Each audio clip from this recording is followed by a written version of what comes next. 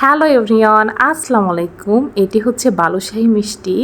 অনেকেরই অনেক পছন্দের মিষ্টি, আমার নিজেরও অনেক ভালো লাগে। আসলে দোকান থেকেও কিনে খেয়েছি, বাট আমার কাছে ভালো লাগে না।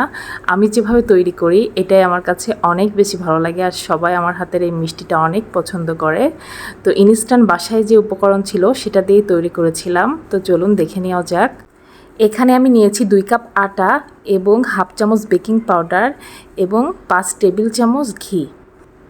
এবার হাতের সাহায্যে সবগুলো উপকরণ খুব ভালোভাবে মিক্স করে নেব। মিক্স করা হয়ে গেলে এর ভেতরে স্বাদ অনুযায়ী সামান্য একটু লবণ দিয়ে দেব। এই যে এতটুকু পরিমাণ লবণ দিলে মিষ্টির স্বাদটা আসলে অনেক গুণ বেড়ে যায়। তো এভাবে ভালোভাবে আমি মিক্স করে নেব। আর এখানে আমি অ্যাড করেছি হাফ কাপ মতো টক দই। ইনস্ট্যান্ট টক দই আমি বানিয়ে নিয়েছি। তো আপনারা যে কোনো টাইপের টক দই এখানে ইউজ করতে পারবেন। তো ভালোভাবে উপকরণগুলো এভাবে হাত দিয়ে মাখিয়ে নিব। যে কাপে আমি দই নিয়েছিলাম সেখানেই সামান্য একটু পানি দিয়ে আমি প্রয়োজন অনুযায়ী, আমার এখানে প্রায় 1 কাপের একটু কম, হাফ কাপ দই হাফ কাপ পানি লেগেছে। তো এভাবে আমি এই যে এই টাইপের একটা খামির তৈরি করে নিব। খামিরটা কিন্তু খুব একটা মসৃণ হবে না, এরকম একটু ফাটা টাইপের খামির হবে আর কি, মানে আঁকা বাঁকা ফাটা টাইপের। এরকম হলেই মিষ্টিটা ভালো হবে। খামিরটা মসৃণ হলে মিষ্টিটা পারফেক্ট হবে না। এই জন্য হাত দিয়ে খুব একটা চাপাচাপি করা যাবে না, মোটামুটি আলতো হাতে এভাবে মাখিয়ে নিতে হবে। এই যে এই টাইপের একটা খামির তৈরি হবে। তো আমি এখান থেকে এভাবে ছোট ছোট করে কেটে নিব। আসলে এভাবে কেটে নিলে মিষ্টির সাইজটা সুন্দর হয়, একই সাইজের সবগুলো মিষ্টি তৈরি হয়। তো এভাবে কেটে নেওয়ার পরে আমি মিষ্টির শেপ দিব। তো এখানে আমার বেশ কয়েকটা মিষ্টি হয়েছে।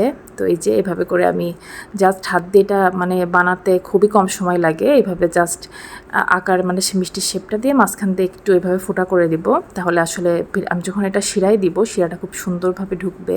তো এই যে দেখুন আমি অনেকগুলো মিষ্টি বানিয়েছি পরপর, আপনাদের সুবিধার্থে অনেকগুলো বানিয়ে দেখিয়েছি। তো এভাবে আপনারাও মিষ্টিগুলো বানিয়ে নেবেন। এই যে আমি সবগুলো মিষ্টি এভাবে হাতের সাহায্যে এভাবে শেপ দিয়ে নিব।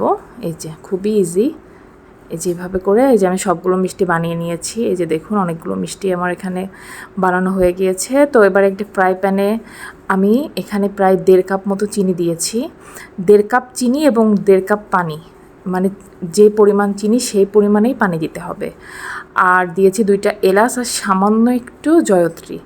আসলে বালুশাহী মিষ্টিতে জয়ত্রীটা দিলে একেবারে দোকানের মিষ্টির থেকেও আমি বলবো সুন্দর একটা ফ্লেভার আসে। দেখা যাচ্ছে অনেকে জয়ত্রীটা ওই খামিরের ভিতরে গুঁড়া করে দেয়, তো আমার যেহেতু গুঁড়া করা ছিল না তো আমি শিরার ভিতরে অ্যাড করেছি। শিরায় দিলেও দেখা যাচ্ছে এর ভিতরে ফ্লেভারটা অ্যাড হয়ে যাবে। তো এইভাবে আমি একটা ফ্রাই প্যানে তেল দিয়ে পরিমাণ মতো তেল দিয়েছি। তো মিষ্টিগুলো খুবই অল্প আছে, মোটামুটি মিডিয়াম লোতে রেখে আমি মিষ্টিগুলো ভেজে নিব একটু সময় নিয়ে। এপাশ ওপাশ করে সবগুলো মিষ্টি আমি 2 স্টেপে ভেজে নিব। তো এই যে দেখুন মিষ্টিটা প্রায় ব্রাউন হয়ে আসতেছে, খুব একটা ব্রাউন করার দরকার নাই।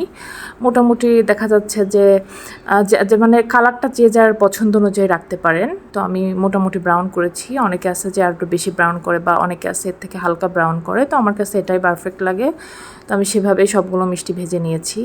আর মিষ্টিগুলা মানে শিরাটা তৈরি করতে হবে মিষ্টিগুলা ভাজার আগে। তো এই যে আমার সবগুলো মিষ্টি ডান হয়েছে। তো প্রথম স্টেপের মিষ্টিগুলো আমি শিরায় জাস্ট 5 মিনিট রাখবো। যে শিরা বানিয়ে রেখেছিলাম তার ভেতরে এভাবে আমি ভালোভাবে মিষ্টিগুলো ডুবিয়ে দিয়ে ঢেকে ঠিক 5 মিনিট পরে মিষ্টিগুলো আমি শিরা থেকে উঠিয়ে নেব।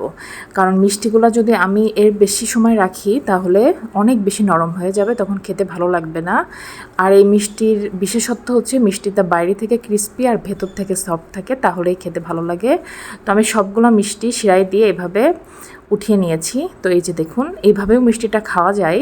এই যে ভিতরটা কতটা সুন্দর রসালো হয়েছে, রসটা খুব ভালোভাবে ঢুকেছে আর অনেক সফট হয়েছে, দেখেই বোঝা যাচ্ছে।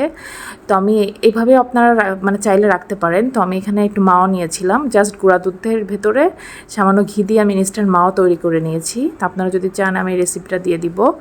তো এই যেভাবে আমি সবগুলো মিষ্টি এটার ভিতরে গড়িয়ে নেব, তাহলে আসলে খেতে স্বাদটা বেশি সুন্দর হয়। আবার অনেকে মাওয়া ছাড়াও খায়, আমার কাছে এভাবে ভালো লাগে, আমি এভাবেই করেছি। এই যে দেখুন ভেতরটা অনেক বেশি জুসি হয়েছে, দেখলেই বোঝা যাচ্ছে।